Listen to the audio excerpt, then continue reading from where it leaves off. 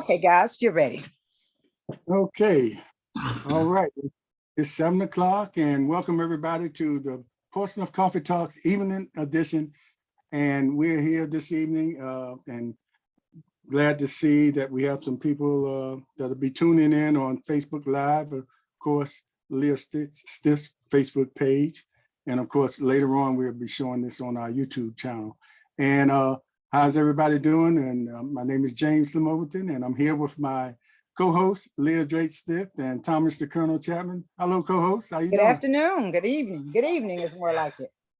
I haven't seen you since Monday, but you know what, Leah, I did see you down at the Juneteenth. Yeah, the Juneteenth Festival. That was a bright light in the city of Portsmouth with the Urban League. They did an amazing job for Juneteenth. That was a magnificent event. An incredible amount of people there, and it was good to see. And I'm sure it was a lot of people there that weren't from Portsmouth that came down and really, you know, showed their confidence in being coming to Portsmouth. We have something to offer. You know, Congressman Scott said that he was intrigued with the number of people who were out there and how well everything was put together for the Juneteenth Festival. Indeed, indeed. And tonight we have a special guest with us, and Councilman Dr. Mark Whitaker. Councilman. Good afternoon. Mark, good evening. Good evening. Always good to be with you. Yeah, thanks for coming on and dealing with this subject we have before us. But before we get started, our Colonel has something he wants to relay to our listening and watching audience. Yes, and we need to do this right off the top, as we do with every show. If the views listed or stated on this program are those of the host and the guest exclusively. And now, okay, thank you, Colonel. And what you said keeps us out of Facebook jail and keeps us out of Facebook jail. Probably some other jails as well, but yeah. Great. But we're here with our special guest, and Mark, thanks again for being here. And thank you for the invitation. Okay, thank you. And I want to start off because you know, we'll get into especially the statement that you made, and we've all had a chance to read it, and some other issues. But I want to start off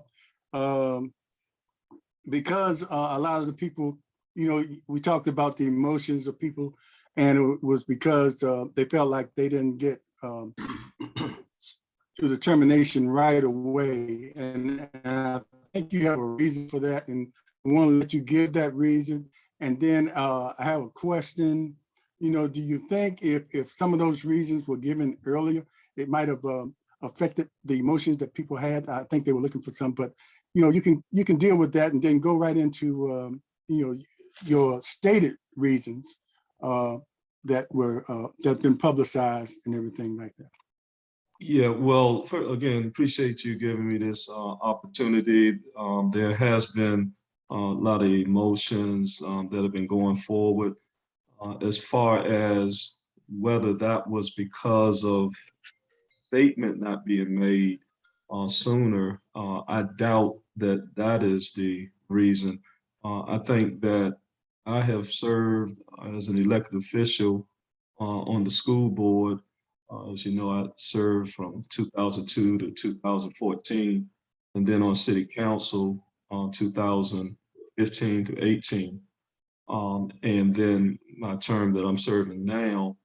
And I think that I have merited enough confidence from the people in knowing that when I do something, I do it with thought and it's not off the top of my head. So as far as reaching conclusions without hearing a statement, I don't think that that's what caused the emotion. I think whenever elected officials make reckless and irresponsible statements, that it can lead to irrational behavior by people, which we seen with the Trump administration putting out false information and lies and getting people roused up. And so there's been quite a bit of misinformation that has been given. And I've heard a lot of comments, even coming from your show, endorsing a lot of misinformation that is just totally false. And I think that it's very irresponsible when those who are charged with the confidence of the public put out information that's based on innuendos and lies.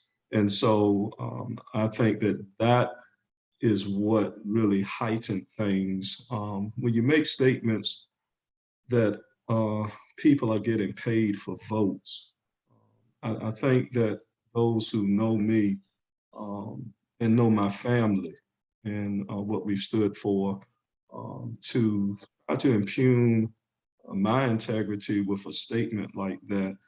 And it's shocking that people would actually believe that. And so without any evidence. And so I think that it wasn't so much of a delayed statement, but even nationally, if you notice, the attention was not given to any substance. It was given to an emotional outburst in which, again, there were false statements that were made that have not been substantiated. And as elected officials, we have to be very careful about that because there are a lot of mentalities out here that cause people to act in irrational ways. And so just pointing that out. Now, as far as why my statement was made in the time period that it was, I was prepared to make a statement much earlier. However, as you know, the meetings were adjourned.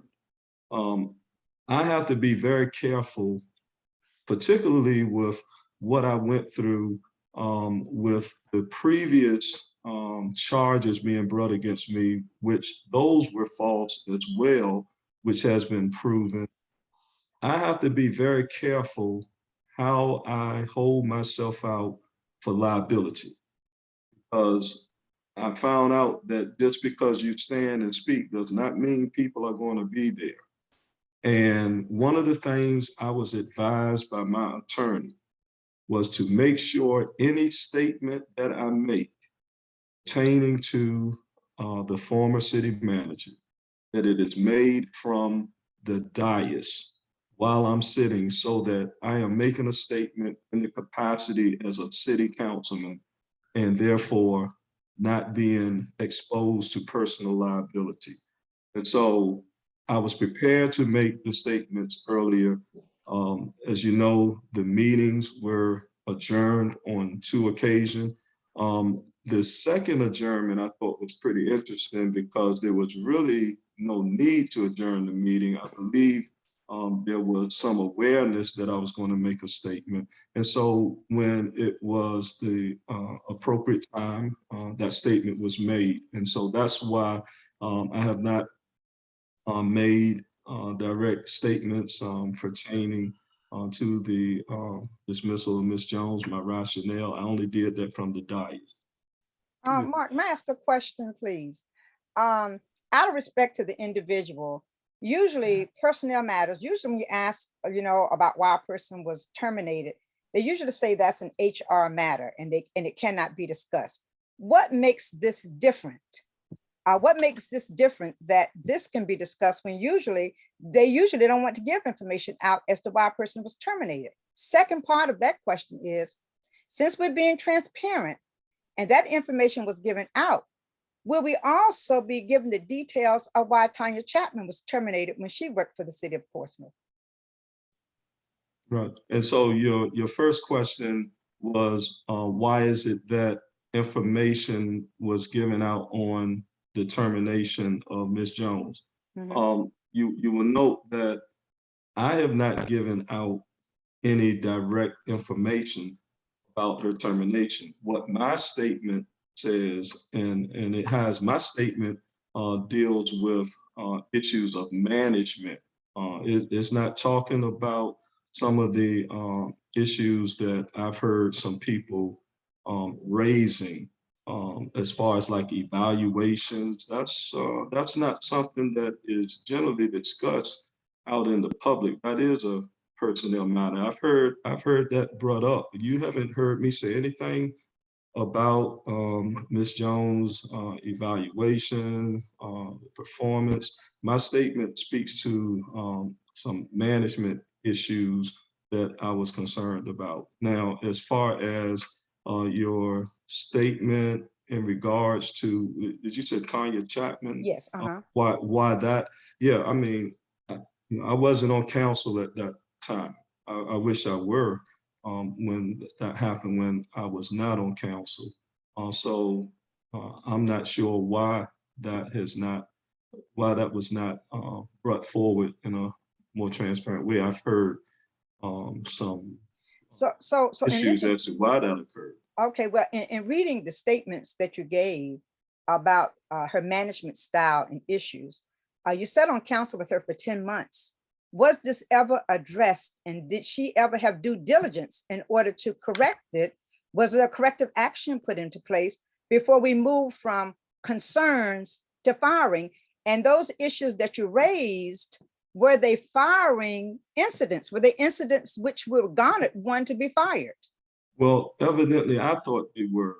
And the incidences that are listed in my statement, you'll see that I gave the timeline. Also, I spoke in that statement about meeting to discuss my concern. And So so you if met with her, you met with her prior to each of those concerns to express to her that you had concerns about those issues. I spoke to her in my statement. When you read my statement carefully, you will note that it was after a second incident that I had concern with that I met with her, and I expressed it to her, and it raised a significant issue of confidence, which I stated in my statement. And so there was no corrective action put into place. There was no way Well, that you could have worked to find out a way in which she could have improved in those well, arenas in which you say well, she was lacking. Well, the issue that I had concern with, and I noticed that it's been quite a bit of discussion about corrective action. The issues that I raised, those were choices that were made. Those weren't issues of job performance per se that corrective actions are usually given. Those are choices. When you look at hiring persons, it's a difference if you're hiring a rookie versus you're hiring a veteran. And there's certain expectations that you have. And also when one is made aware of a significant concern that is in this city. And that is a major concern with equity. And so I don't think that when you come into those situations and you have some significant prior experience, the corrective action that you're speaking of is based on some choices. Then I think if you really read my statement carefully, you'll see that it points out a pattern. And so that was brought to the attention. Well, you know, But they were fireable incidents, is what you're saying, right? As I said, as far as I'm concerned, there were, and I think that when you're dealing with issues of equity that I have stood on since I've been elected, and if you read this carefully, you see that it builds up to a point. And also then there's some other issues that I don't think that as a council person, when those issues are presented to you at the very beginning as to what is a major concern in this city. I have a major concern that it's a certain group in this city that tends to keep benefiting economically. And I raised that as a council member. I raised it as a school board member.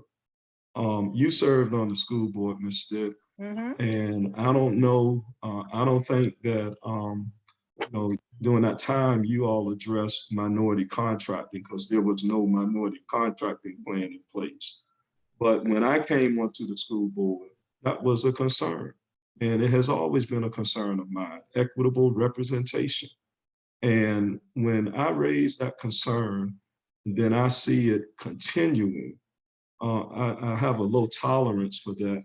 And I expect for us to be moving in a direction to really fix those things. And when I see that not happening, when I expect that it should be because of one's prior experiences, then I think I have a basis for what I did. Hey, Colonel, before you go in, I want to involve just a quick question from one of our citizens here. And we want to make sure we get some of these questions in between our questioning. And this is just for the education or the information of this citizen. She wanted to know about if the HR protocol was followed, or even if that applies when to a council as it applies to firing of a city manager. Right. And I'm glad your listener asked that question, because actually I've been hearing quite a bit of comments in which really we really need to be a little more educated on how the government operates, civic government here, municipal government. The charter for the city of Portsmouth, which is in essence like the Constitution of Portsmouth, it states that the city manager works at the pleasure of council. There was a statement made by a council member about the city manager's contract being 1 year, and it's not. If you look at the manager's contract, which persons can get access to, that's a public document. You don't have to go off of what somebody says. Just request it and read it. And you know, that's bothersome too, that information is available for persons to read and examine, and we don't have to speculate. And so the city manager works at the pleasure of council. And generally that is the majority of council that gives, that speaks for council. Okay, Colonel. Yeah, okay, Mark, so I got a couple questions here. And then I'll start off with what you just said about the question on paid for votes. And I watched that city councilman meeting minutes when the allegations of paying for votes was there. And I don't think it was a lodge against you per se. It was more towards the my interpretation was more towards the vice mayor. So you're saying that somebody lodged that against you is pay to play? The comment that was made by Councilwoman Lucas Burke. Yes. And I'm going to read it verbatim. Okay. And I'm going to leave the cussing out. Yeah, just tune it up. Right? Just get to the bottom line. No, I'm going to get to her line. Okay. Because you got to hear the whole thing. There's no bottom line to it. It's the statement, because Colonel, you made some statements about there being some pay. Okay, and I want you to listen to what she said.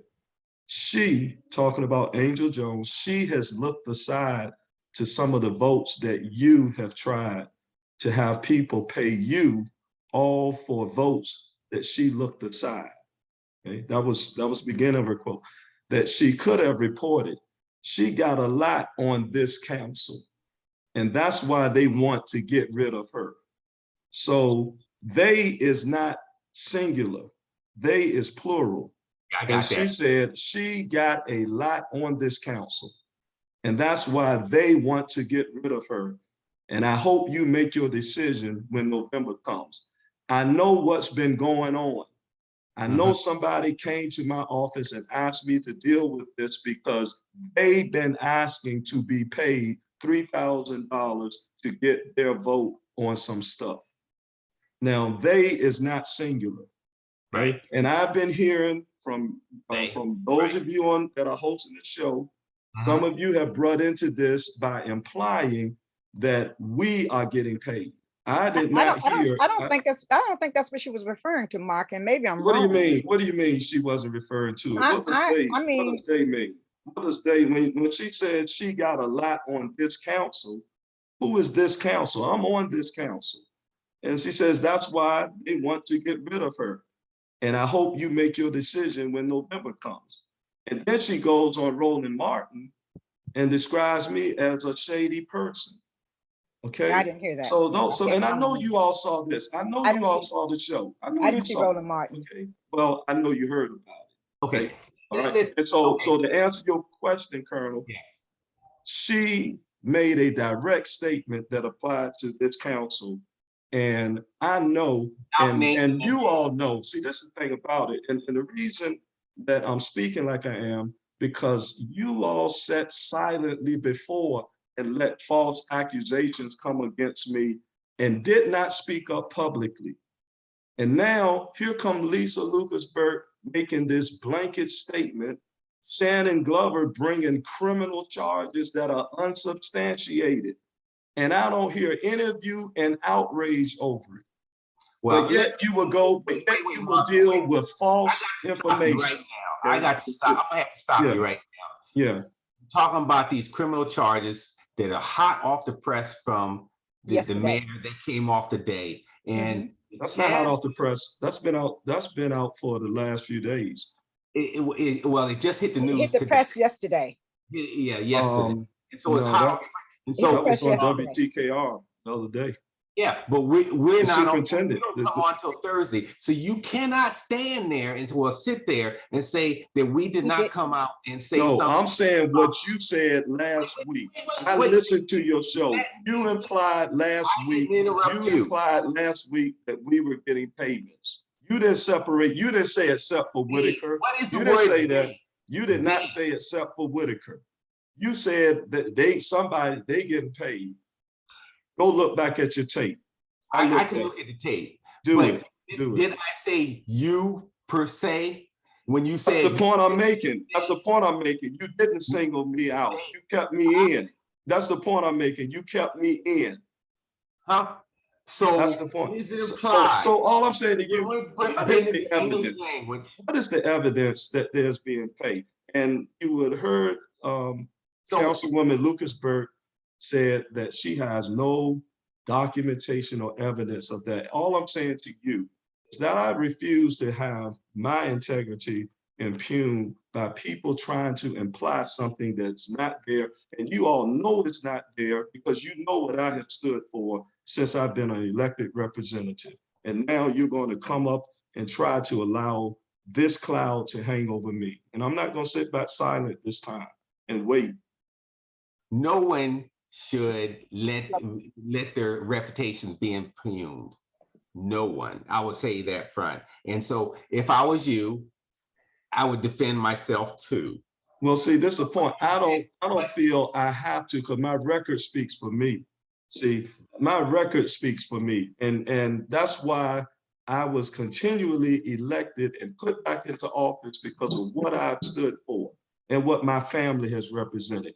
You all have had people on this show disgracing my father, 91 years old, disrespecting him, and not one of them said anything. Wait, Mark, Mark, Yes, you let's did. back up. Yes, you did. Wait, Yes, you wait, did. Mark. Yes, you Who- did. who I don't dis- have to wait. No, You know no you one, did. no one disparaged. Yes, you Bishop. did. You had Cletus Cassidy who He did not questioned my- disparage your Yes, he father, did. Mark. You go He back did and listen not. to it. Mark, no, But you look, didn't. I know No, I'm Mark, telling the truth. Mark, we can't allow that. Questioned him That did being a not happen. bishop. Hold He on. questioned him let me- being a We're bishop. turning this You into go a back city and council listen to meeting it. now. Let me Yeah. step in. I'm just saying that Colonel it's and Mark, disappointing that you all are in a position of responsibility to put truthful information out. And you have allowed misinformation to go out. And I think that that is something that Mark, is I have detrimental. the utmost respect for your father. If anybody had come on this show and disparaged Bishop Whitaker, I would have definitely said something. I was on school with your father. I've known your father for years. I would never sit here. Were and you listen on to the show anyone. when Cletus What did he say? was up there last week? What did he Were you say on the about show? your father? What did he say about your father? Did you hear him question about him being a bishop and the channels that he didn't go through and how if you drive by the church I'll one go back day and his listen to name the is show, but bishop, another day is reverend, another I day is did not doctor. hear that. I will go back and listen to Go the show. back and listen to I will your go show. back and listen to the. Please do. I Please did do. not I hear don't him have say to that. make things up. Okay, Please let's do. move on. Yes. Move on because we can go back and forth. We can move on. So my next Colonel. question, Colonel, Yeah. let me say this first. And I wanted to correct something that, during our conversations early on, when I mentioned that I had called Mark and gave him the opportunity to come on, and I didn't finish the statement and say, well, he wanted to wait till the process was over. But I'm saying that was the opportunity right in the beginning that, you're saying we didn't stand up for you. That was the opportunity right in the beginning to have you on before we had any of our conversations, to have you on first. I wanted to have you state your case, or not state your case, but make your statements about what went on early on. And I understand now what you had the process, and you were under the advisement of your counsel to. But Slim, I'm saying, I thought that I should have at least had enough and merited enough respect for what I've stood for before you all jumped up there to judgment before you heard my statement. I think that I do deserve that respect because of what I have stood for as a council person, school board person in the community, standing with leaders who have been disparaged. When Dr. Holly was recalled, I stood there with him. When Martin Bullock was recalled to Raleigh, I spoke at it. When Cynthia Morrison, when they tried to keep her from becoming the clerk by having this firehouse where you go in and vote anywhere in the community because the boys wanted to get a Republican in, I met with Steve Harrington, and Mariner was there too at New Bethel, make sure that that was going to be a caucus at Northam. And so I'm saying, I think that I have earned enough respect for what I have stood on to at least have waited to hear what I had to say instead of jumping to the conclusions on what we now know is false and misleading information. As I said on the Carlos Howard show, where can you find a superintendent in this area who has called out a mayor for putting out false and misleading information in criminal charges? I think that's powerful. And I think you all can't ignore that. You cannot ignore that, because that false and misleading information led and misled a whole lot of people. And it was malicious deception in what he did. And he played on the minds of people knowing there was nothing there. The superintendent doesn't work for the city manager. Okay. Superintendent works for the school board. I'm not defending none of y'all, but I'm gonna tell you what the mayor did was wrong, because one, if I was his chief of staff, he went about it wrong because he didn't have his data. He went to see the magistrate and didn't have all his data correct. And not to say if it would have been true, you got to have facts. And I can run down how I would have done it, because he could have made a simple phone call and said, go down to Parks and Recreation, says, hey, okay, yeah, did such and such, this charity or this nonprofit rent these buildings from us? Yes or no? When, where, when, and where? How much did it cost us? Where, when, and when? Did he pay for it? Where, when, and where? What if, the W's? And you could have got the data. Then you can come back and says, this is what it costs the city. Is everybody else paying it? These fees? And then you go back and say, if there's something criminal about it. So yes, he did go about it wrong. And so, yes, I'm saying he did go about it wrong. But that is the process that he worked through, and it just wasn't done correctly. Yeah, well, the question becomes why? Because, you know, Can you agree with me that it was done wrong? Right. And No, we know that. We can't address why. Because the magistrate has reached that conclusion that, That's you the know, wrong there person was. to go to. The What's that? magistrate is not the wrong. Right. I went to the Commonwealth attorney. Commonwealth attorney.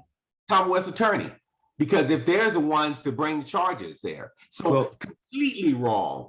Yeah, but the question is, why did it? Because it was a rush to try to taint our character and to rouse up the citizenry. And that's what I'm saying. when an elected official acts irresponsible and people have confidence in that elected official, it leads them in the wrong direction. And that is what we're seeing. All of this emotional charge that we're seeing is because that now I have consistently fought for minority contract, okay, as a school board member and on city council.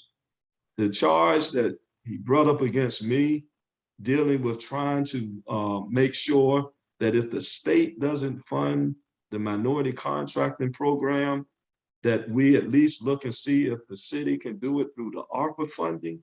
And as much as we've been denied contracts and trying to educate our children, how is that criminal when I'm on the minority contracting committee?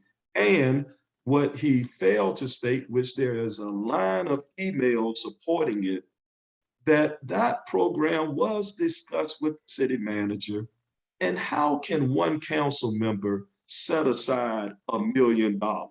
I'm not the CFO. One council member can't do that. But yet he throws that out there and no one challenges it. And it makes us look as if we're trying to do some criminal, trying to run the city manager, which that is not the case. And I challenge anyone to show where the city manager, where I've tried to run and bully the city manager. Okay, Mark, I have a question. You said a rush to do things. Why is there such a hurry to put a city manager in place?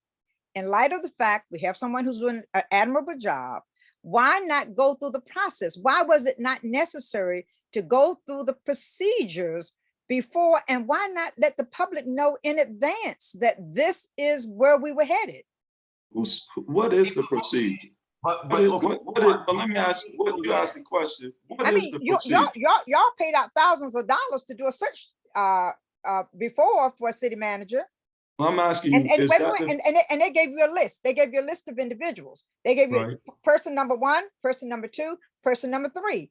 Why not? Why did we not look at the other individuals who had come high up in the search? And this person who's coming on, I love her to death, but she has not gone through any of the procedures that the others went through in order to become city manager. Okay, first of all, you said that we hired a search company. Okay. The council hired a search company. Right, the council, right. The council. Which council hired it? Because I can tell you this, I was vocal before I got back on city council. I spoke out and said that the city council that's hiring the search firm should not be the city council hiring the search firm, because we knew what they would be trying to do. They were skewing it in a way to hire someone that would further the agenda of the previous council. And so, number one, that was not the search firm of our choice. Okay. So, why not have gotten together and established a search team? So you want us to pay another $12,000 fee or whatever it is to bring in another one? Okay? So what we did, we reevaluated the list, okay, the previous list, and looked at the candidates that we felt would suit the perspectives of where we're trying to take the city. And Ms. Chapman was one of those that was part of that group. What are the qualifications? Now, whether she was, what are the qualifications? I can't, top, second, third tier. That's not an issue because what are the qualifications? What are the qualifications she's bringing to the table? Ms. Chapman has a very impressive background. The public, they're listening, they're asking. Can you let me finish? She has a very impressive background. And some of it you all should already know because she was here before. A BS degree in marketing and education from Virginia Tech. A master's in public administration from Virginia Tech. Public administration, which is this area that we're dealing in. A master's in business administration from Virginia Tech. So she understands how to deal with finances and budgets. Okay. She has a graduate certificate in safety and homeland security, okay, which, as you know, she was appointed by Governor McCullough to be the Deputy Homeland Security Secretary for the Commonwealth of Virginia. Okay. She is completing her PhD, which she should be finished here this year, either later this summer or early fall. Her PhD in public administration and policy, which is the area that we deal with. And she is also getting a graduate certificate in diversity and inclusion. She will probably be the most credentialized city manager that we've ever had. On top of that, her experience in working with budgets across the state, where she has dealt with budgets much larger than Portsmouth. And so I think she brings a vast amount of knowledge and experience to the table. And Mark, with all that you said, don't you think that there would have been less of an uproar if all of this was brought to the attention of the citizens prior to bringing her name up front? Don't you think that it would have been more receptive if they had this information prior to? No, because as I said, it's not like you didn't have it prior to, because much of what I just said, she already brought to the table. But when the she was vast public, police chief.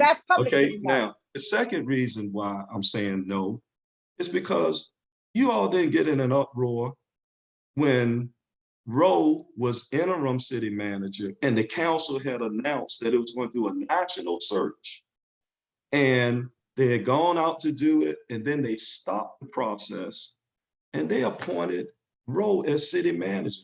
I didn't see anyone in the Black community call for a recall. I didn't hear anyone voice any concern over that. I didn't hear them call any of those council persons shady or something. No, the Black community let it happen.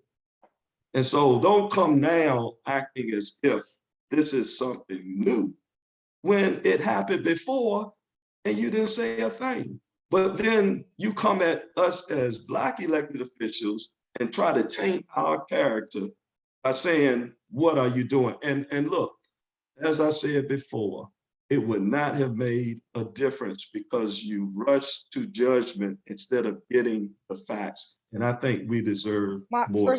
First of all, I don't want you to think that we are trying to taint anyone's character. Oh, you have. No, There's no doubt about it. That's not what. Yes, you have. No, it's not. Yes, you have. No, it's not. You couldn't even speak to me. You couldn't even speak. Wait a minute. Colonel. Can I get in? Yes, go ahead, James. I just wanted to go back because I've seen this question a lot with some of the people that are online asking. They wanted to know about during that time when the city manager was terminated that particular night. Why did they let the public? The chamber was packed, and why did the public not allowed to speak at that point? I think it's important to know the reason for that, because all of this is based on that. I think that was part of the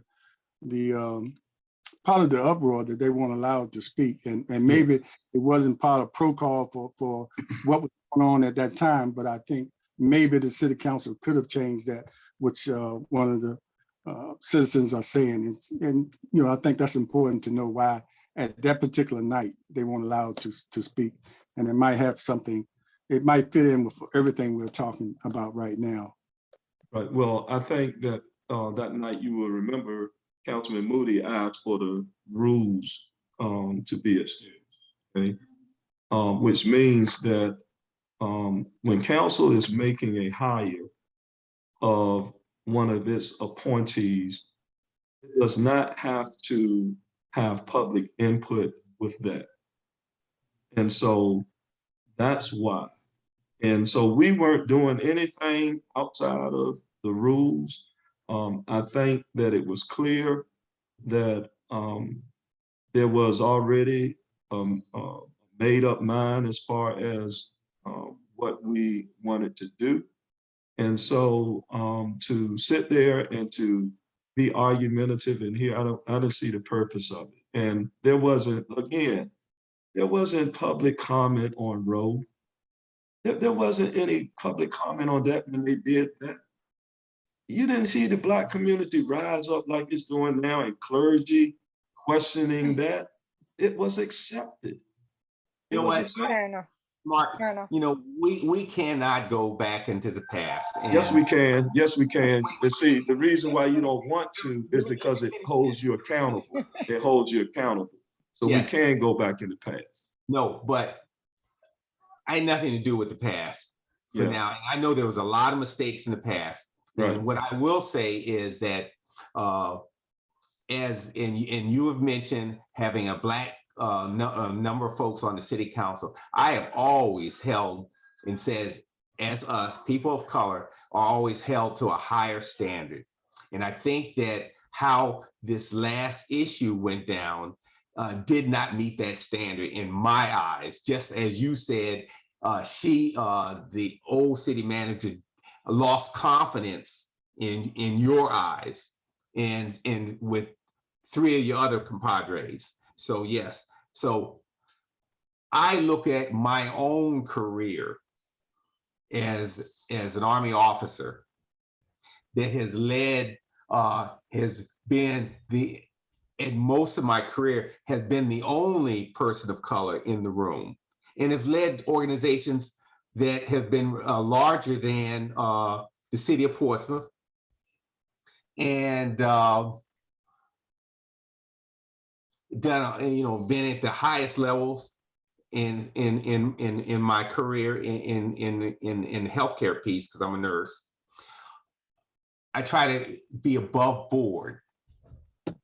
And so when I look at how your new Chief Chapman is coming about, and you went down and you stated out all her curricula, her curriculum vitae and all that. Personally, yes, she has some certificates of that, but as far as a city manager, if I was in the seat, I'm not impressed, and I would not, not without a search and somebody else, and looking at the criteria, what it takes to be a city manager to move the city forward. Right. And Well, see, wait, let me finish. I thought you just paused. I'm sorry.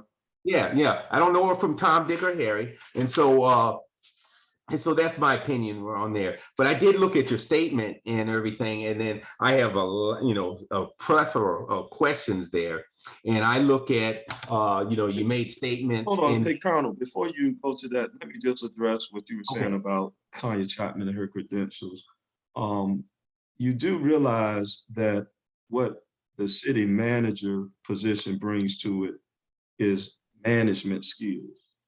Yeah. And that's what you look for. And her resume is filled with management experience. Now, it's interesting, I haven't heard anybody critique the new city attorney, who is highly intelligent, very smart, okay? You do realize she has no municipal government experience, okay? She comes out of the Commonwealth's Attorney's Office. However, she has a sharp mind. And that's what you look for. And also another thing about Chapman, being sharp and high demand. See, there were other jurisdictions that were trying to get her as well, which I knew about. Okay? You have to give Chapman credit for this.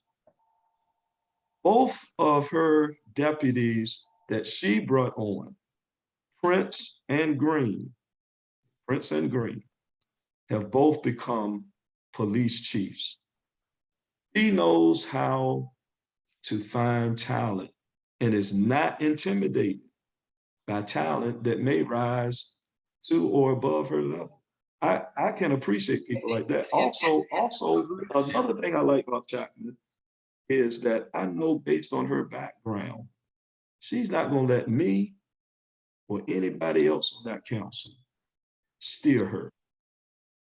But she has her own independent thinking mind, and I believe she will take the vision and run with it.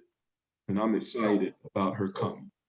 So yes, you were excited. So, but you talk about, you know, the essence of growing your people is part of being a leader. You let your people grow and move on, and I could go back and talk about, you know, you talk about such and such is leaving, and Mr. Pace or somebody leaving, whatever. You should have said, okay, I know you wanted to keep him, but he is in the same example of the two people that Tanya had under her, per se. Gotta leave. I look at somebody with her experience in leadership qualifications. I could throw my own resume out there that I've got more leadership and more management training than she'll ever have, because I've been doing it longer than her in larger organizations. But I'm not trying to be but I'm not trying to be the. Hey, I was gonna say, well, she is. Yeah, she Yes. is. I'm not. Right, I don't need a job. Right. And there's a whole lot of other people that may have more experience than her. Yes. That's for any position. The Mark, question can I ask a is, are we question? making a rational decision? I think May I ask a question? But the thing Did is- she apply or was she sought out? she applied for the city manager. She applied for position. the city manager's position? Yes. After Under our previous city manager. Oh, okay. So when the city manager was fired, her application was already on file. So you went through When the bucket. when I So said when did she you become applied, I available? said under the original, the previous, okay? Okay. There was no application process for this. We did it just like it had been done before, Okay. which council can do. That's why I asked, what is the process? Because the charter does not spell out a process. So therefore, each council can use its discretion in what it does. And just because it uses its discretion to do that, that doesn't mean that there's some ill will or something going on. Somebody's trying to stop some investigation from occurring. All of this foolishness that I'm hearing that has no basis in truth. But the way it was done in the eyes of many in society, in the city of Portsmouth, you tainted her. That we what? You tainted her. No. She's No, tainted. we didn't take her. We didn't take her. You all allowed for all of these lies and misinformation to taint the process. You listened to Mayor Glover. You listened to Lisa. Yes, you did. And that's what incited and ignited the process. Rush to judgment, when you rush to put We somebody. didn't rush. There was no rush to judgment. The same thing that Trump did in there and put somebody. He tried to put an EPA lawyer in there as an example, and I'm using this as a metaphor. EPA lawyer in as the acting attorney general to do his thing, to do his bidding. And so that in its context, you've tainted her, even though she may have the best criteria, she may have the best resume in the world, but the way it was done. No, we just have to disagree on that, because the way it was done, we didn't violate any procedures. She's highly decorated, well known. She's well known. It's not like she was a stranger. You were aware of her background. She's a very talented person. What tainted the process is the lies and the misinformation that was put out by Councilwoman Lucas Burke and Mayor Shannon Glover. That's what tainted it. Because as I said, we didn't see this reaction. We didn't see this reaction before. Let me just kind of say something here. While we are debating this new manager and the directions of the city, where the city is going, crime is running rampant in the city of Portsmouth. That's where the debate needs to be at this time. Another person killed again last night, an 11-year-old shot the night before. what directions are we moving in to address these issues and all of these issues that are floating all over the city? Right now, you have a situation where you don't have enough police officers. There's such a disparity in the pay between the police and the sheriff's office deputies who could truly help tremendously, but who are not going to go out there and put their lives on the line for the little bit of money that they're making. We're losing deputies every day from the sheriff's office, going to Chesapeake, going to Suffolk. What are we going to do to address the crime in the city of Portsmouth? What are we going to do to help the city to heal, Mark? You're a minister. What do we do to pull the people together to help the city to heal? Right now, you're bringing Chapman into a very toxic environment, We're going to have the same situation going over and over again. What do we do to come together to heal the city of Portsmouth so that Portsmouth can move forth in a positive direction, so that you can take the time, as opposed to addressing all of these other issues that are here that we're talking about tonight? Who said what, who did what, who didn't do what?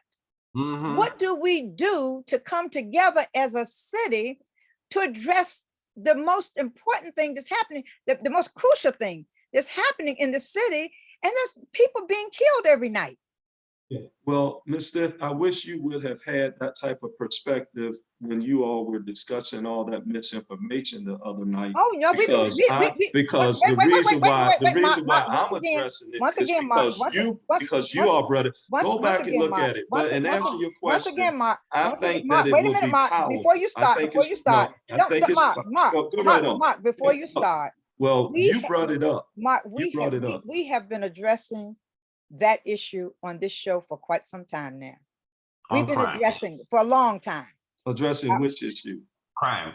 No, that's not what I'm talking about. You were saying, why is it that we're talking about all this other stuff he said and what someone said? No.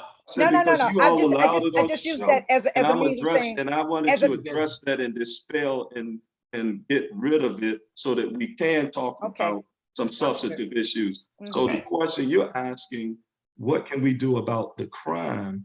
Yes. First of all, we do realize that what Portsmouth is facing is not unique to Portsmouth. No, it's national. That it is nationwide. It was predicted by criminologists and sociologists that crime across the country was going to increase during the pandemic. Now, what I am positive about is that if you remember, when we had Michael Moore to speak to council, were you there that day when we had I was not present. Okay, so when he spoke and was talking about resources, and also Captain Chief Prince spoke about resources. I think one of the positive things about bringing in someone like Tanya Chapman, who has connections and experience, federal, state, local, that her background will allow her, and her training will allow her to tap into resources. Now, on the other end of that is that we know that poverty is a significant factor when you look at crime. I've been expressing that from the council seat since I've been there. I called for a task force on poverty, but because our community allowed for a very conservative white majority council to come in, when we put personality ahead of politics and allow one of the best mayors we ever had, Kenneth Wright, to go out, which we lost a vacuum of intelligence there. That conservative group came in and made a mockery of poverty and tried to institute this window dressing poverty task force. And until we are serious about it and addressing it, and that's why one of the things that I'm proud we've done is funding education like we have. We have to do that. Putting in schools that will go beyond the old Norcom model, but bring back some of that with the what we call now career and technical, vocational. Those are things that we have to continue to make sure we are moving in those directions to try to make sure that we are addressing poverty. When you talk about, and in my statement, and I'm surprised no one has really talked about this, land transaction. With land, 30 acres valued at $3.5 million. That was my next question. Sales for 157,000. I don't see any outrage over that. Okay, but check this out. No, building the homes. Okay, who's building it? Where is the minority contracting participation in that? Where is it with the casino? Okay, where is it with the casino? No questions or pushing on that. Okay, and so those things bring jobs. They provide stability in families. And if we are not intentional about making sure those type of policies are in place, and if persons are not willing to speak up on them, then that cycle continues. We're not going to get rid of it in one generation, but we can at least start making efforts and putting in place policy to address it. That's what I've been attempting to do since I've been on council and the school board. So, Colonel, before you go, Colonel, I've been sitting here patiently. And one of the reasons we had Dr. Whitaker on here, because we had a Portsmouth Coffee Talk has addressed the issue of the firing of the city manager several times. And we want to have him to address especially the statement he made. Now, the other subjects are important, and hopefully we can get to those at some point. But we want to address, and Dr. Whitaker just alluded to what I wanted to bring up. These other issues are a part of his third statement, A, B, and C, which directly involves the termination of the city manager. So let's try to address that. And he already started addressing 4.0. Right. So you're talking about the 3.5 million? You Slim talking about that transaction? 3.5 million. Right. So look. So let me say this. James has a question. James. Yeah, as far as that, I mean, I think part of your statement said that the council wasn't informed about that deal as much as they should have been. Now, as far as the EDA, as far as the way they act, they don't always have to come to the council for the council's approval to make their land acquisitions or sales. And it's also a liaison from the council that attends every meeting. And looking at that November meeting, the liaison wasn't there. And I don't know, he can have any excuse for not being there.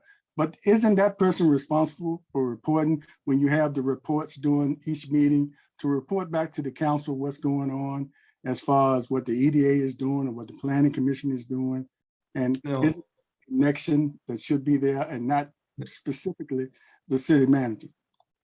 No, that's totally incorrect. And I know that that's the way that is trying to be perceived by those who are trying to find some type of way to get around what took place.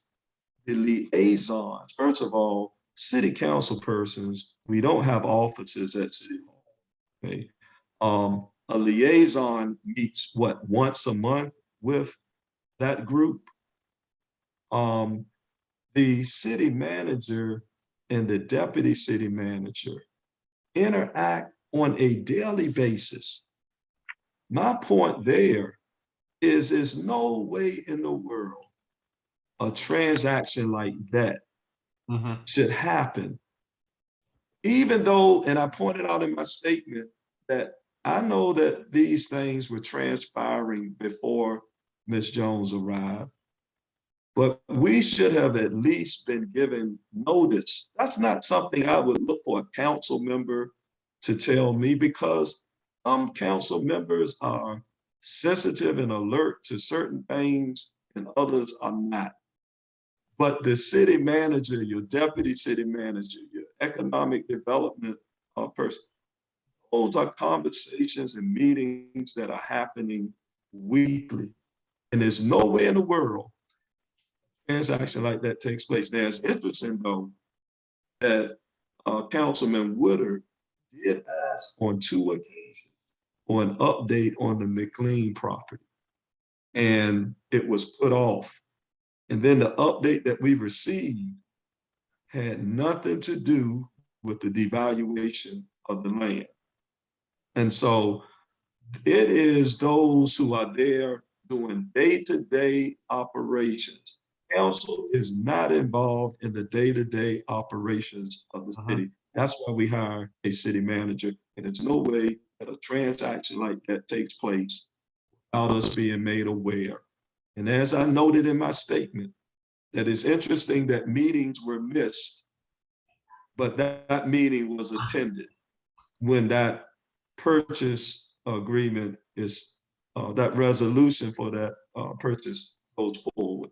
And that's disturbing to me because of the group that is involved, and because if you look further, you will see some connections.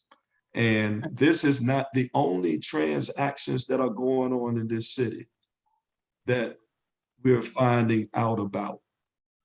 And for example, the issue I raised about Pennett's Point and Sugar Hill, that those persons could have been overtaxed out of their properties. Okay. Now, I raised that because I'm a little more sensitive to equity issues.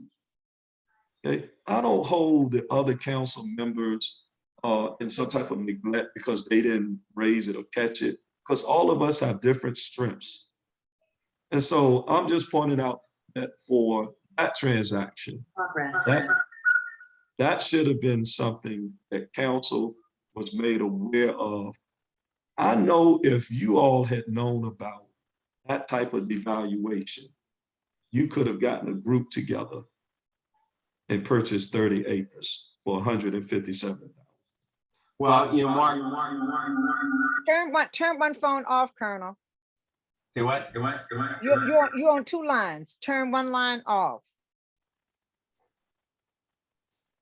Okay, yeah, Mark, and thanks for that education. And, you know, I sat on the EDA one time, and it was my understanding, I could be wrong, that, you know, most of the things that we did, except for, you know, closed session times we had, that reports were sent to the full council. So maybe I'm mistaken on that, you know, it's a lot of things we acted as a separate body, but information was sent to the council.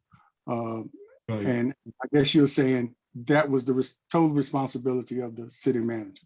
Oh yes, you can't, you like I said, we are not there dealing on a daily basis with the interactions. We're not in those meetings that they're having weekly, because that's not, we're the policy making body. Okay, the city manager is the chief executive of the city, and all I'm saying is for a transaction like that to happen. And notice, see, this is why I say you got to follow the pattern of my statement. It's not just about that first point I make about Mr. Pace. You got to see it's a pattern there. Okay, persons are moved and put in place to make these things happen. Okay, that they're not questioned, no questions asked. It's done. It's interesting that it doesn't happen under Dr. Patton. Transfer does not occur under interim Lavor's Pace. And I can tell you there's a reason for that. And these are things that the public doesn't see and know, okay? So that when I make a decision that I'm making, see, I have that information and I'm questioning. And again, when I see issues of equity like that pop up, okay, I'm greatly concerned about it. And so my decision basis was not abrupt, and it was not flippant. Now, whether persons agree with it or not, that's a different thing, because we all don't agree on everything. But if I have a rational basis for how I'm making decisions, you could at least respect that. But considering what my record has been, that you ought to know that I'm not being driven by pay for play. You ought to know, look, they wouldn't have come at me like I did if I was on council grinning and scratching. Okay. If I were their boy, they wouldn't have come at me like that. You know who they come at when you speak and you are standing and addressing issues of inequity. And so why would I get to this point now and get involved in some pay for play? It's ridiculous. Okay. And see, let's- now let me say this too, Slim. See, these are the type of deals you all ought to be looking at and questioning. See, and look at who's connected to it. Okay. And how are they connected to it? You ought to go through our financial statements and see, is this group that gets a deal like that, are they involved with any council persons? Are they involved with any persons that are seeking to run for council? Okay, those are the kind of issues and things that we really need to be digging into, because I can tell you that when Kenny Wright and I were on council, Hello. and we broke up that 75-year contract with RHA with one law firm, Cooper Spong and Davis, 75-year Close out. Should I go out and come in? when we put those city offices that were in privately owned buildings back into City Hall, when we stopped funding the Sports Hall of Fame, you see the connection through there. And so I'm not going to get to this point and sell my values out. I've been standing on the same thing. And when I see inequity and I see persons who are in positions to make a difference and they don't, I don't tolerate that. So, Mark, what Slim talked about, and it hit me, and I starred that on this section 3 about this devaluation. Right. So of that property.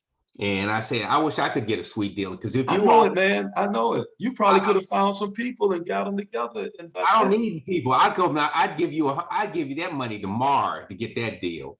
I want to put your finances out. Yeah, but that's why I don't need the city manager's job.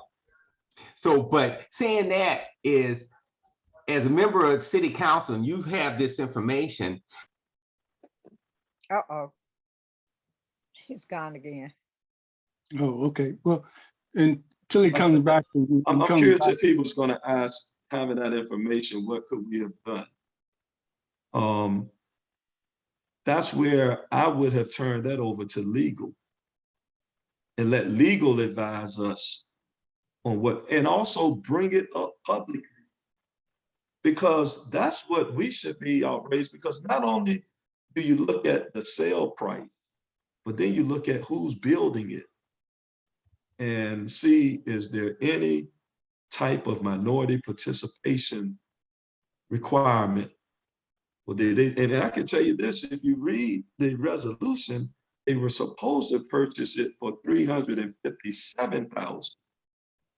EDA gave them a $200,000 credit to get it down to 157. Yeah, for remediation, for, you know. Yeah, but I'm saying, man, it didn't have any type of DEQ. It was just some trash up there. They didn't go through all of the necessary hoops. They gave them a break. Okay. And all I'm saying, I would have raised it to the public, just like we're doing now.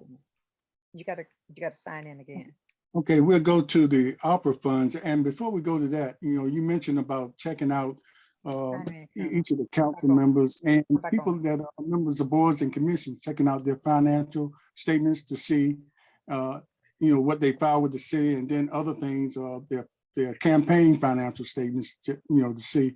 But those statements they file with the city, is that public record? Is that something any citizen? That's public.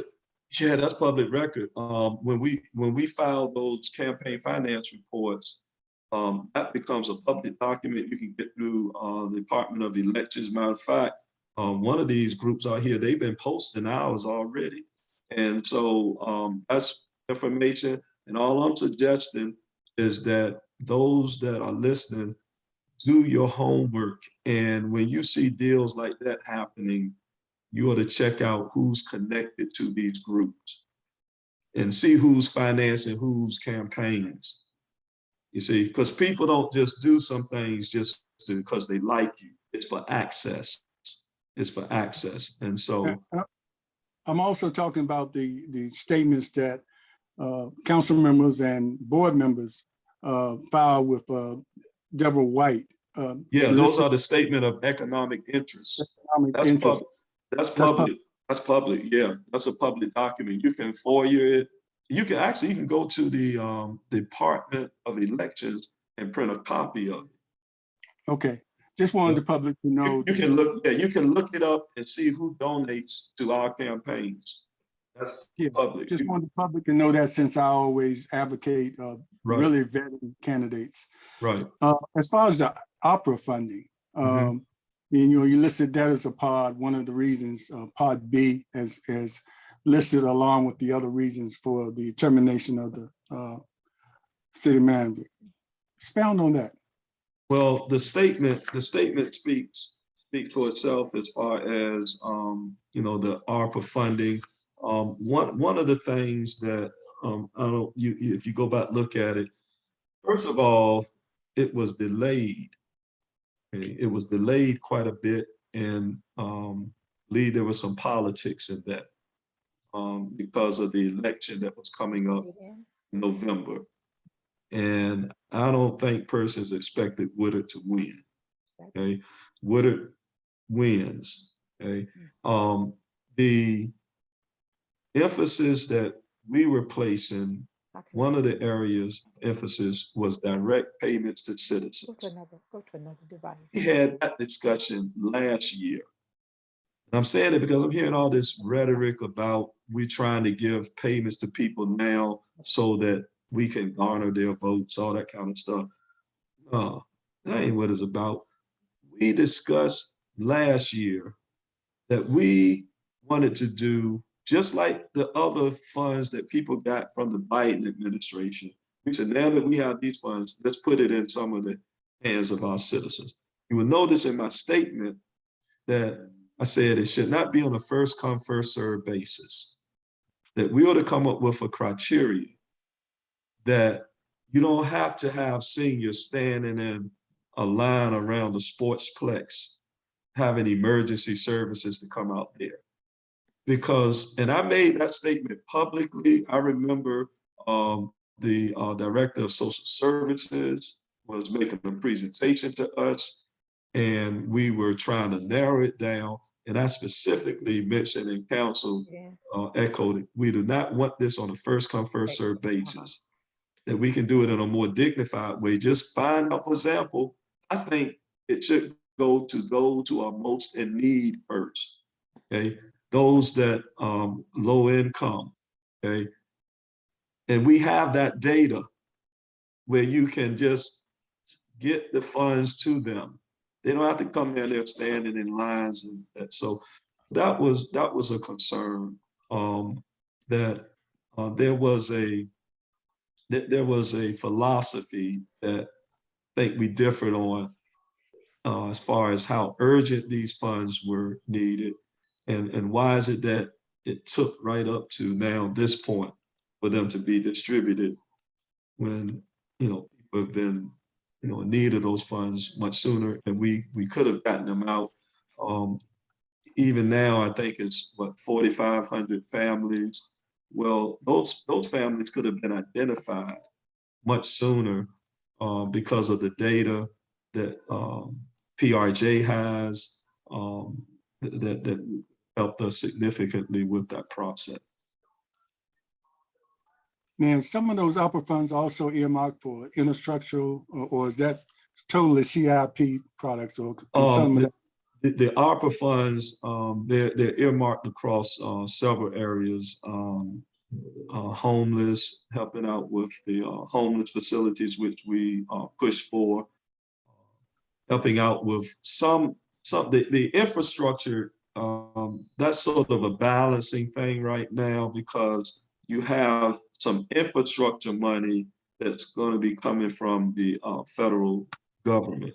And so that using ARPA funds versus infrastructure funds, that's going to be a balancing act, and it may free up additional funds for us to do more. But like I said, the main thing that was concerning was the delay, how it was done.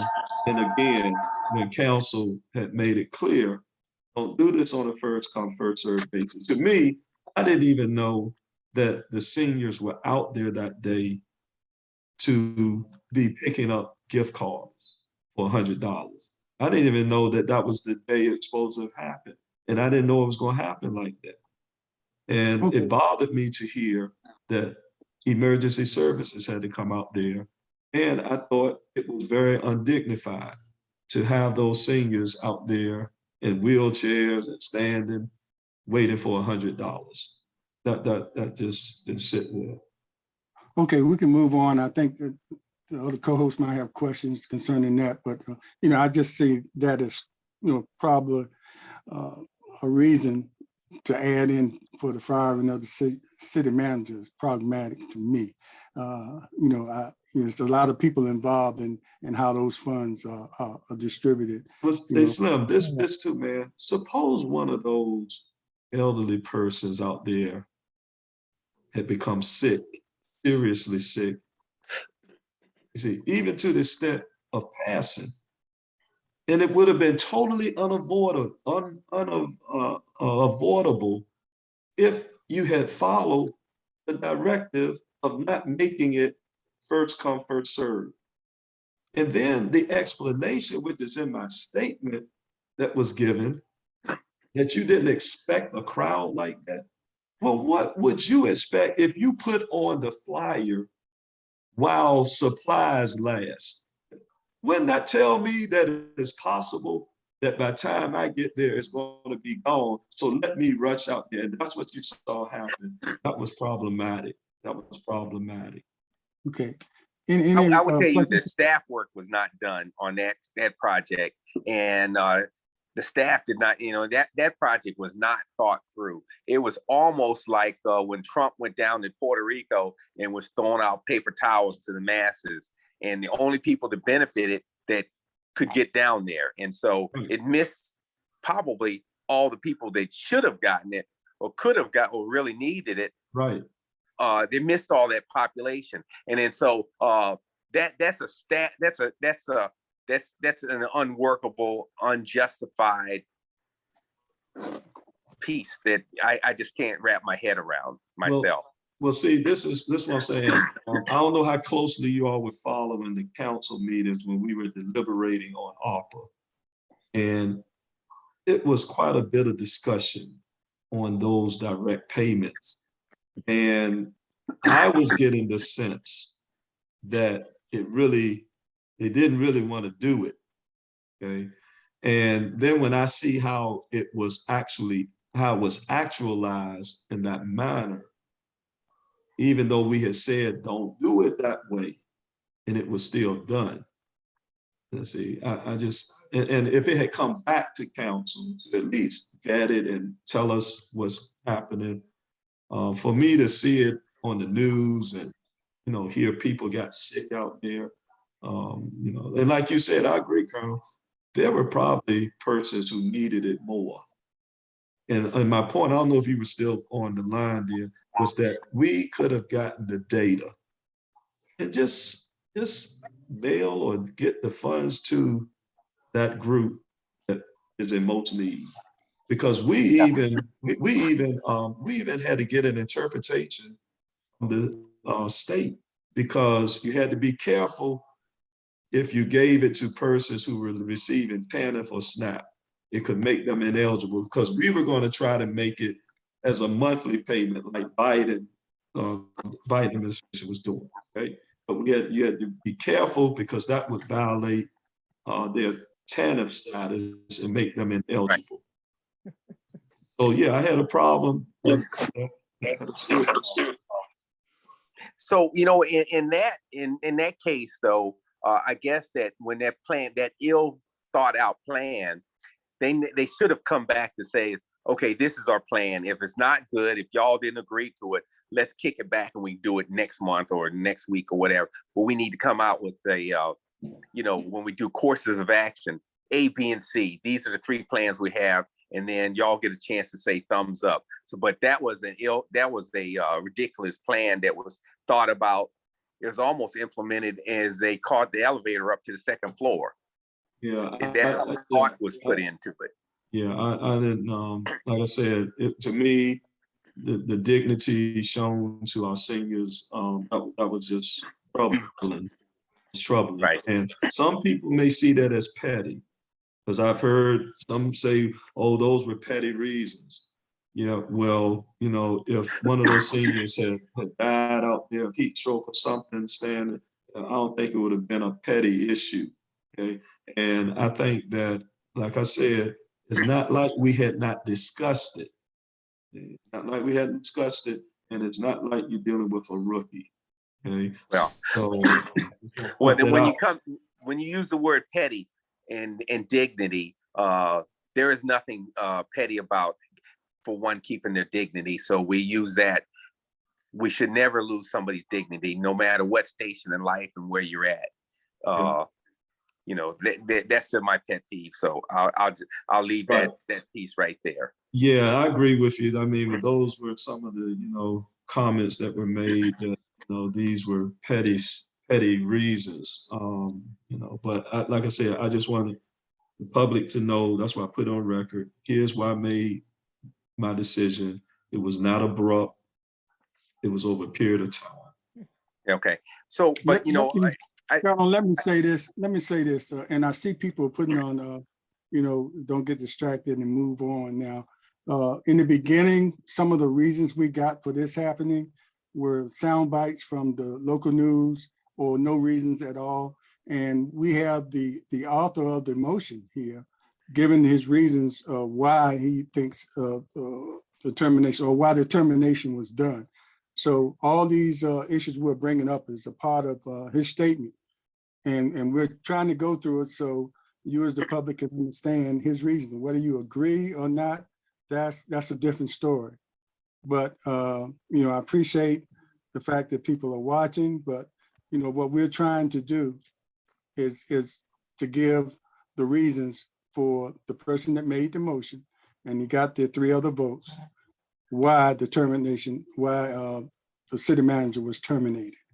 And these are why we're going through here. And it's not a distraction. You know, it might be to you at this point, but we're just trying to get to the meat of the issue here, at least from Dr. Whitaker's perspective. And Yes. so let me say too, as you go through these, and these are my reasons, you know, this is my statement. Each person may have other reasons or similar, but remember when the city manager came in on a 4-3 vote, okay, I was part of the 4, okay. There was never any question as to whether the other 3 really wanted her there, okay. The issue is my vote.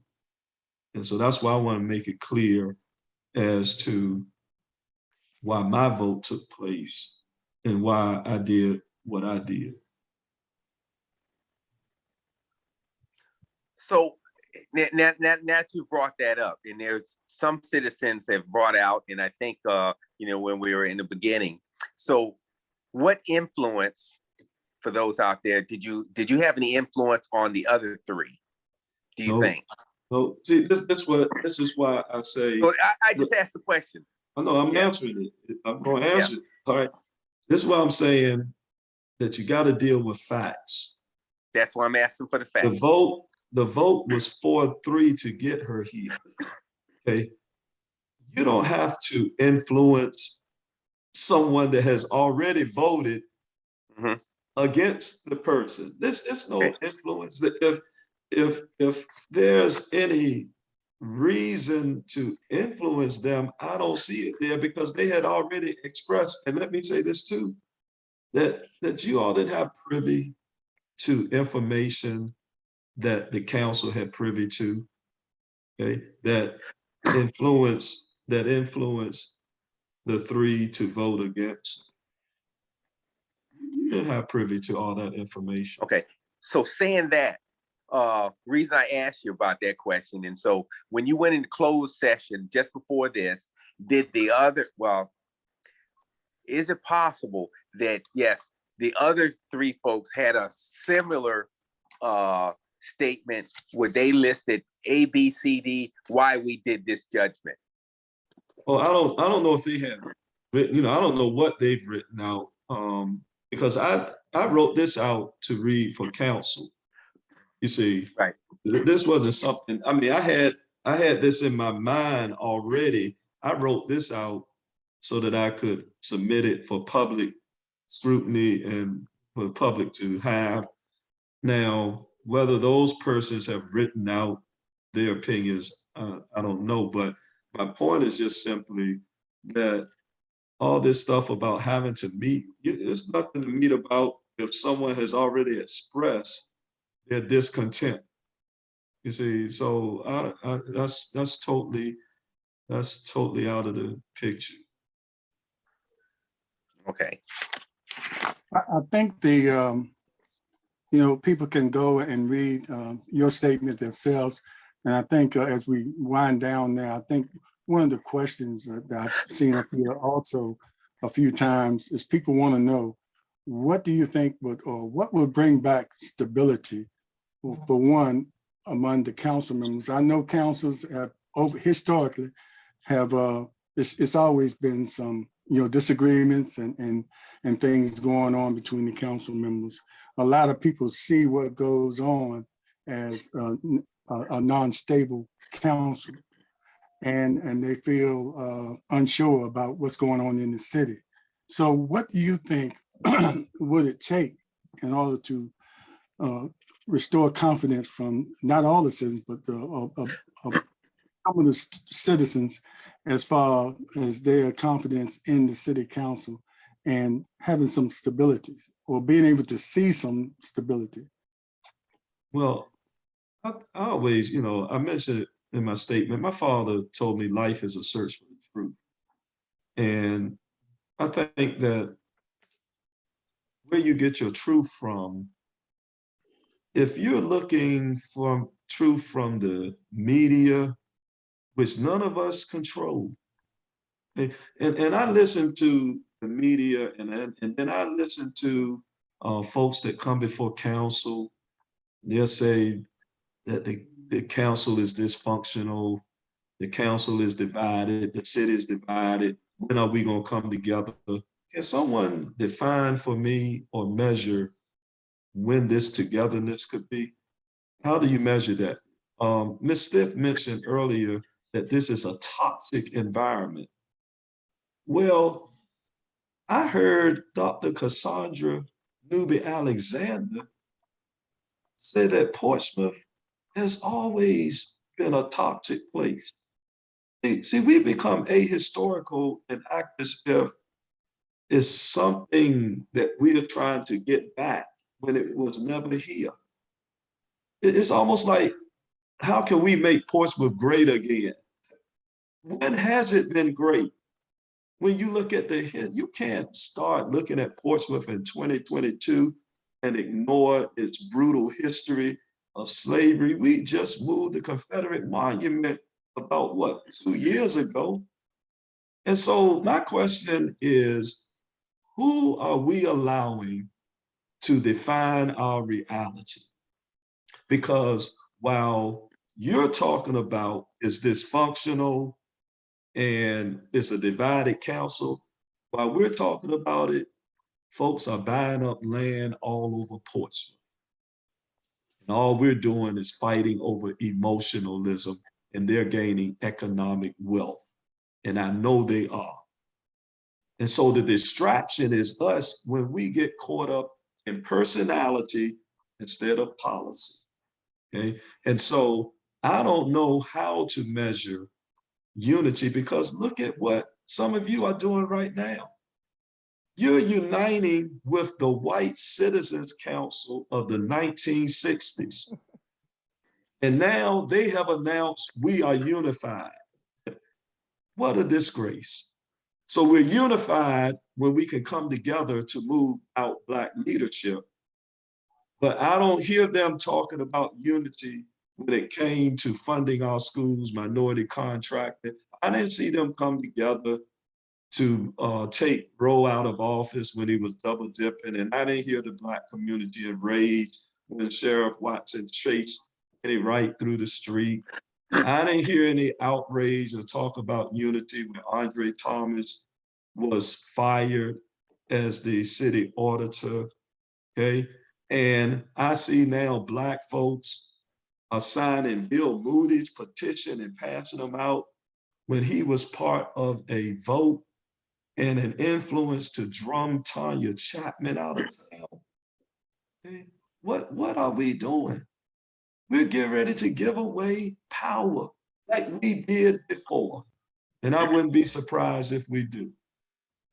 Because we get caught up in personality instead of looking at the economics and policy.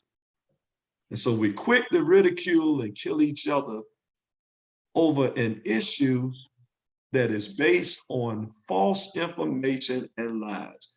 That's what the superintendent of school statement said about the mayor, that it was false and misleading. The magistrate said there's no probable cause here. And we know now by the video of Councilwoman Lucas Burke that she has no evidence of this pay for play, because I know for me it's not there. And I have heard Vice Mayor Barnes request that he be investigated by the city over what the mayor is alleging. So if he had something to hide, why would he ask to be investigated? Okay. And so if that's the direction that you all want to go, more power to you. Well, But you know, I'm gonna have to let me say this, it will not be based on the lies and misrepresentations that I've heard from this show.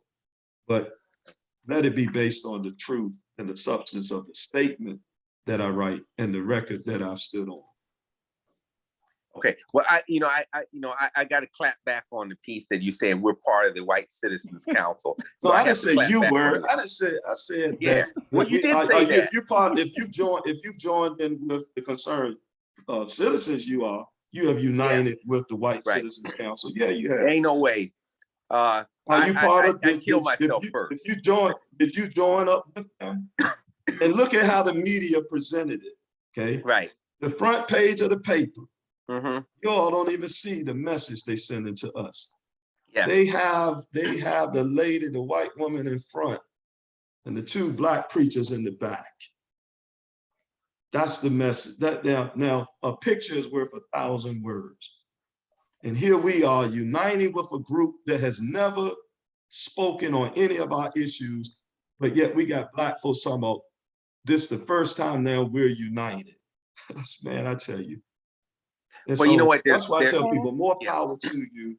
You all, my father told me, let a fool run his course because he will eventually hang himself. And that's what you're seeing happen. And so I stand on my, whether folks like it or not, I know that I have stood up for issues of social justice. I have spoken to the concerns of our community. And my statement is here. It's for you to read, agree or disagree, recall or not recall. I serve at the pleasure of the people. And if they decide that they don't need my representation, I have no problems with that. But I know I would have not done what these lies are saying has occurred. James? Well, you know what? I will come and tell you now, Mark.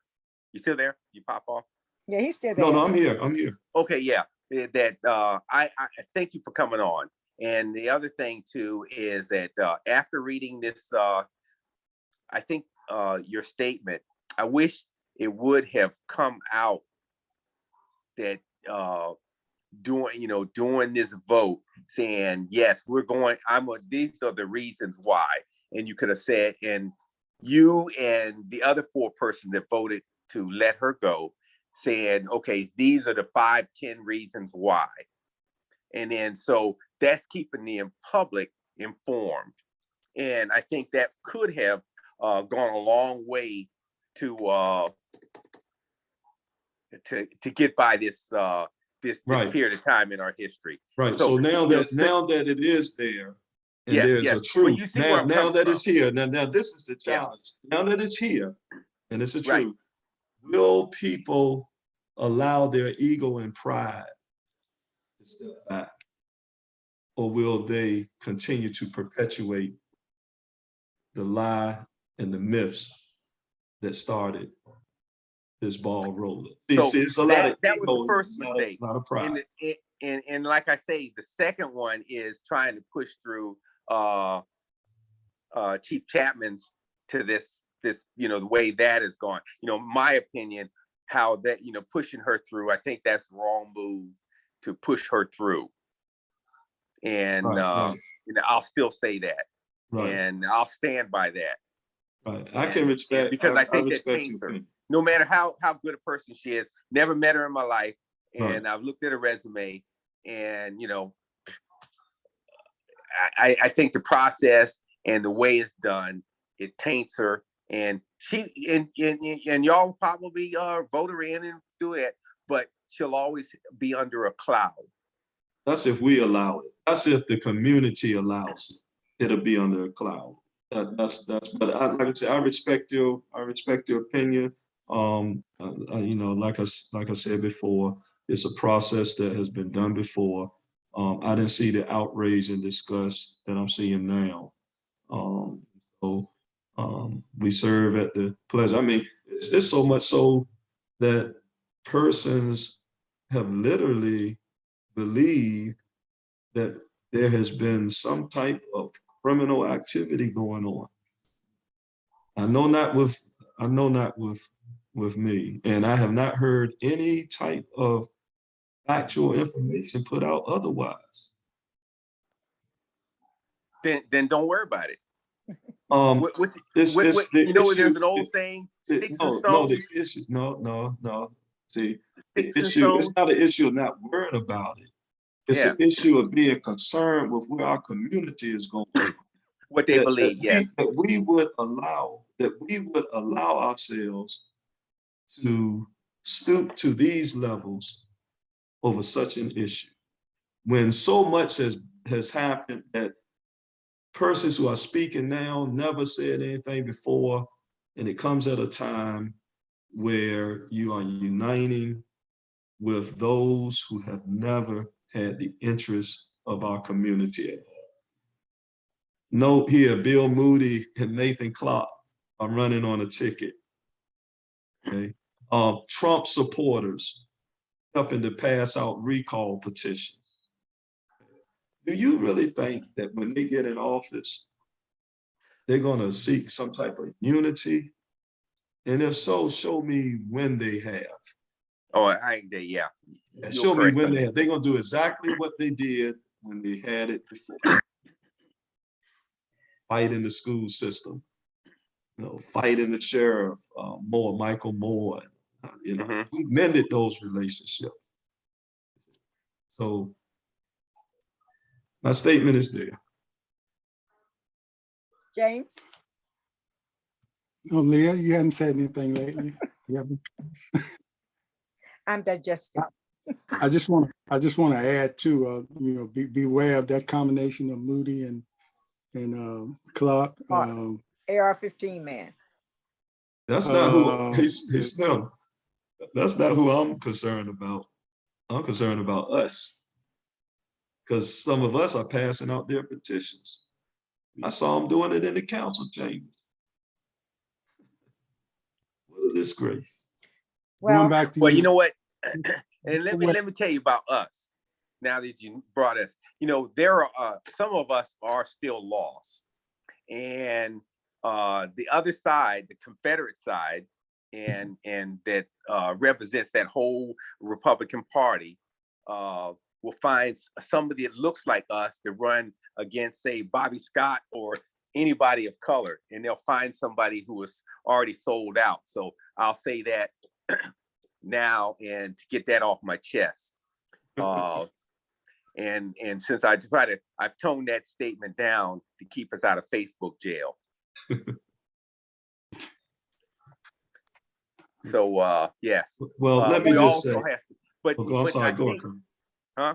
No, I'm sorry, I cut across you. I said, go on. I didn't mean to cut across you. Yeah. Andrew, I think it goes back to some of it. I've tried to say that, we always hold ourselves at a higher standard, and how it comes down and how it's perceived is two different things. And things should have been handled or could have been handled better. Yeah, but Bottom does line. it rise to the level of recall? That's the thing. Do you just give up? Do you allow power to be handled in that way over misinformation and false information? do you, That, do you, that's do you think we will have an opportunity to hear Angel Jones speak I don't out know. on I can't what answer is that. taking place? I can't answer that. She has to answer that. And I hope she does. But I can tell you this, that there's never been from me any bullying or disrespect. I hold her in esteem, her person. This has nothing to do with her as her personality, humanity. This is strictly about being the city manager.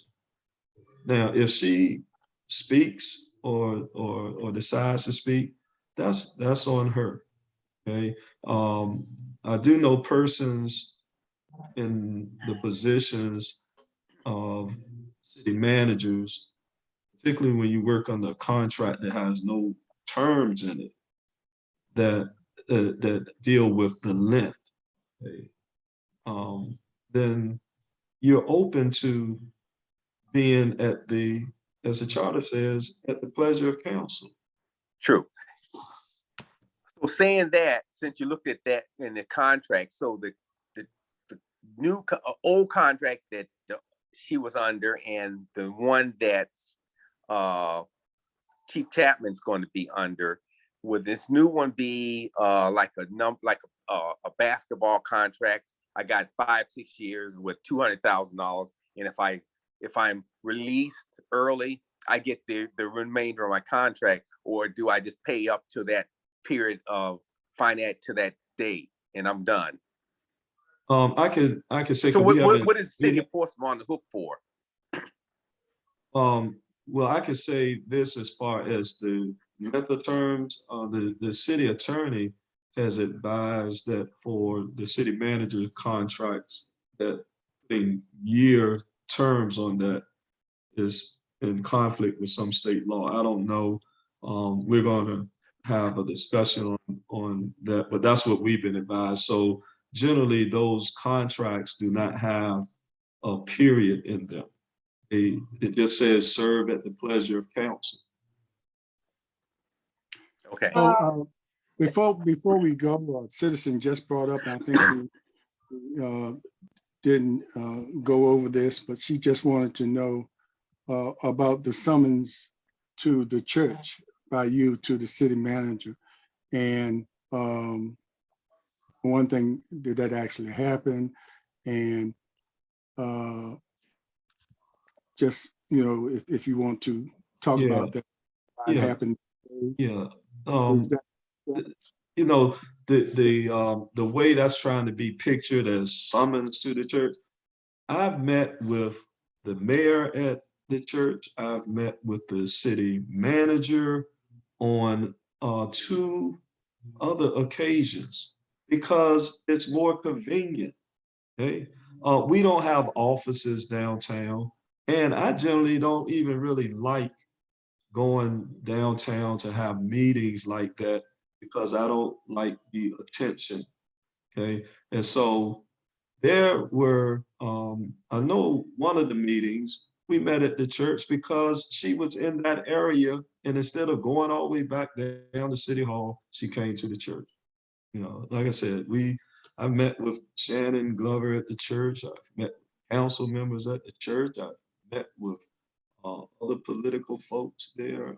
So it's nothing wrong with that. And like I said, it was out of convenience. And so in all of this, see, I always assume that I'm being taped.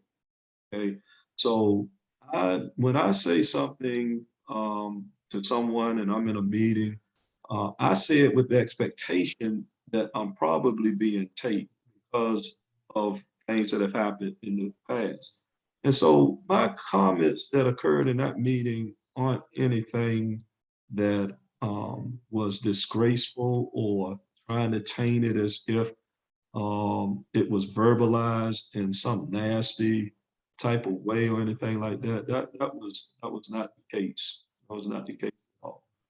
And so, you know, how people try to paint a picture, that's on them, you know, but, and now, you know, this issue about the meeting was at the church as if that's some type of off limits place. You know, it wasn't off limits when we had the rally there for Martin Bullock.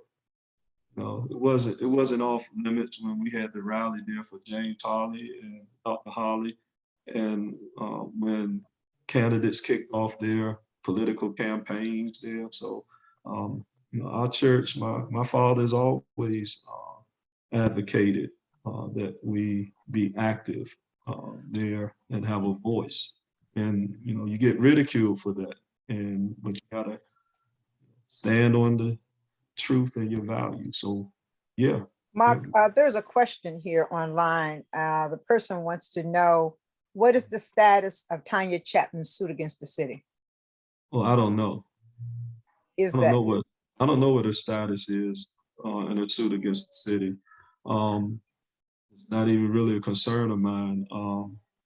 If she has grounds for suing, she should. I know you brought up, Ms. Stith, at the last meeting of the coffee talk, you were questioning whether I should be on council and with a lawsuit against the city, which I found pretty interesting because the issue of why the suit is there should really be the concern, not whether, how can a sitting council member you know, be involved in a suit, because I think if you were on the school board, when you were on the school board and you were there watching a football game, and if, you know, the bleacher collapsed or something and you were injured, you would have sued the school system and you would have stayed on the school board, which would have been the right thing to do. Those are two separate situations.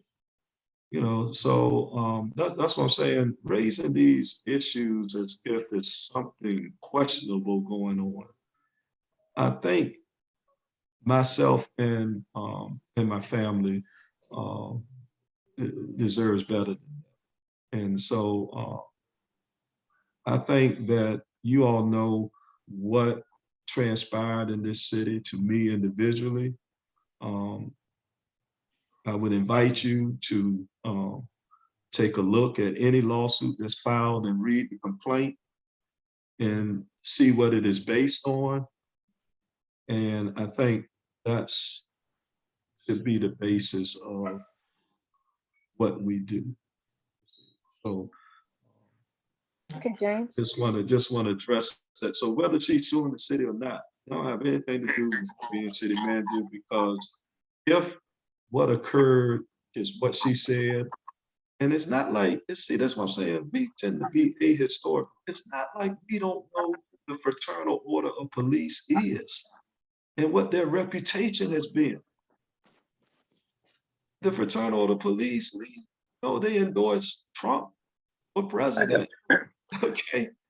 And so her claim was that there was systemic racism in the department.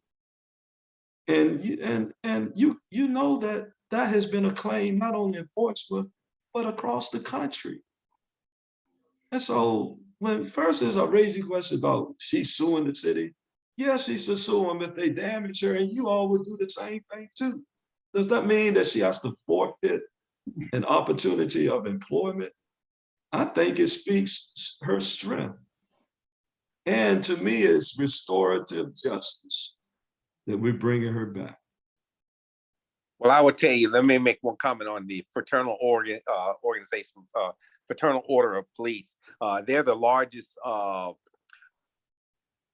union that represents what I call the largest mafia organization in our country. And they're anti just about everything when they endorse nothing but Trump and Trumpism, and who is that is antithetical against our country.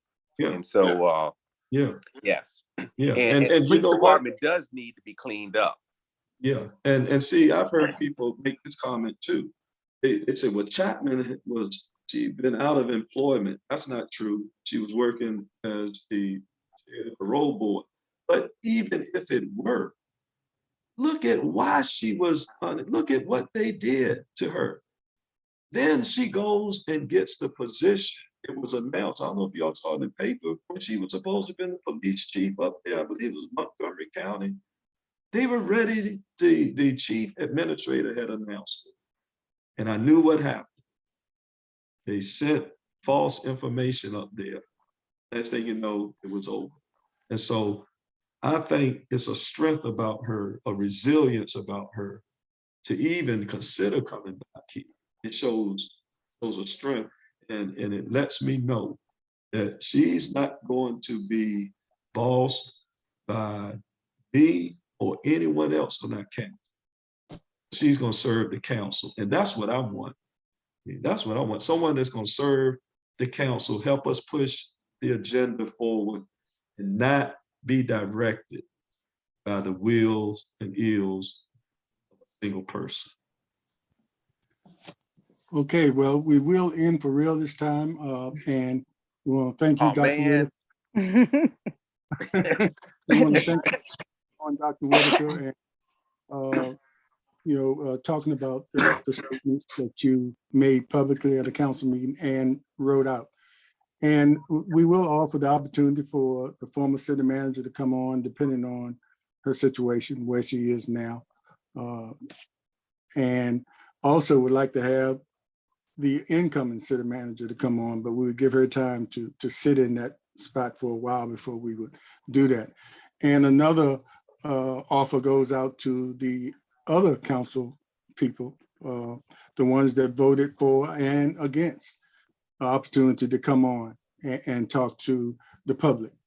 Just like the city manager operates at the pleasure of the council operates at the pleasure of the voters and the people.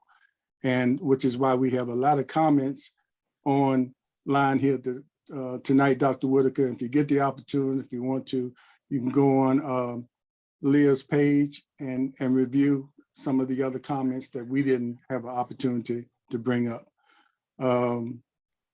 Whether many hearts will change or minds will change or not, that remains to be seen. But the opportunity to come on and give your side and review your statement was here for you. And we appreciate you coming on and being candid in your answers and your statements to us. We appreciate it and hope to have you back on at another time when it warrants. We appreciate you coming on. Anytime, anytime. So we appreciate that. Thank you, Mark, Any other for coming last on. comments? Thank you, All Mark. right, appreciate Thank you, it. Mark, Thank for you coming all. on. Thank you all. I appreciate the opportunity. And in the sense of the Christ that I serve, if I've said anything or done anything to offend you, I do apologize. It is not my intentions to offend anyone at any point in any time. But once again, I want to say thank you so much for agreeing to come on to Portsmouth Coffee Talk. Thank you. And as I said before, I think that we're in a position of making sure that we're responsible with the information that we put out and to make sure that it is based on truth and not falsity. Oh, and one thing I want to say, when you go back to the council, I hope that you all will look at the disparity between the sheriff's deputies' pay and the police pay. And the deputies are doing much, much more than you can ever imagine. They're called to do everything. Just look at it and see what the difference is. There's a major difference and why we're losing deputies. And we can't afford to lose anyone in the city at this time. We need all the deputies, all the police officers with the crime that we're having in the city of Portsmouth. Please check it out. once you Yeah, go back. I will. I'll look at, has that been submitted to? It has been submitted. To the It has city been manager? submitted. It has, and for one, the sheriff took over 10 positions when he came on, which he was told that he would have these positions replaced when he took over booking, but he never did receive them. So just take a look at it and Yeah. see. Yeah, now, truthfully, I'm not one who believes that the more police that you have, that correlates with decreasing crime. Amen. Because police react to crime. Yep. So it's not, I just want to share that with you that, when we talk, because, we've seen it again, historically, we've seen this before with the war on crime, and we saw what happened in our communities. And so I think it has to be a balance of not only just policing, but we got to put in those services and programs. So I'm not one that's going to push for that more police means lesser crime, No, because I'm there's just speaking, no I'm just studies speaking that about, support, there are no studies that support yeah, that. I'm just speaking about the disparity in pay though, between the two and doing primarily pretty much the same work. So But who Yeah, has but you're saying submitted? that as a citizen. Yeah, yeah. so The sheriff has has submitted. that- The sheriff has has- submitted it. who was it submitted to? I would have to find out. I'll let you know. Yeah. But you're talking about it as a citizen, not as somebody works down there. So yes. Yeah, and we have talked about here many times on Portsmouth Coffee Talk about Yes. where we really need to go to address crime Exactly. and the root issues. And to your credit, Dr. Whitaker, poverty has been a part of that conversation Yes. as one of the root causes, and well as a lot of other things other than increasing our police force, who, like you said, reacts after the fact. But anyway, we want to thank you again. And Portsmouth Coffee Talk, even though we get emotional with some of our things. We do. Oh, We you're do. not gonna let me do my last thing. I Oh, don't get a comment. go ahead, We're out Colonel. here for our voice. Okay, before I get there, I got to my last stick there. I got to get it off my chest. So, Mark, Okay. I do agree with you about more policemen on the streets giving tickets for me driving 2 miles, 5 miles, or driving black bike, through the city of Portsmouth. Good night, is not Colonel. going to help anything. Good night, Colonel. So, yes, but the last piece I do have to say, Mark, somebody in your statement, the EDR or EDA, somebody has to look at that, because if it's let this devaluation, and this land sales, something's wrong down there. So y'all got to, as city council, look at I hope the citizens are outraged about that and raise that issue. Yes. That's why I put it out there. Yes. And Okay, somebody needs to investigate and criminal charges, because that's too good of a sweetheart deal. So, so I'll just get that as my parting shot. James, Portsmouth Coffee Talk. Okay, Yep. Portsmouth Coffee Talk is here for our voice. Our community. In our future. Thanks again, and take care, Thanks everybody. again. And God bless you, and we appreciate you being a part of this show this evening. Have a good evening. Thank you. Take care. Right. Take care, Mark. You too. Take care, Colonel. All right.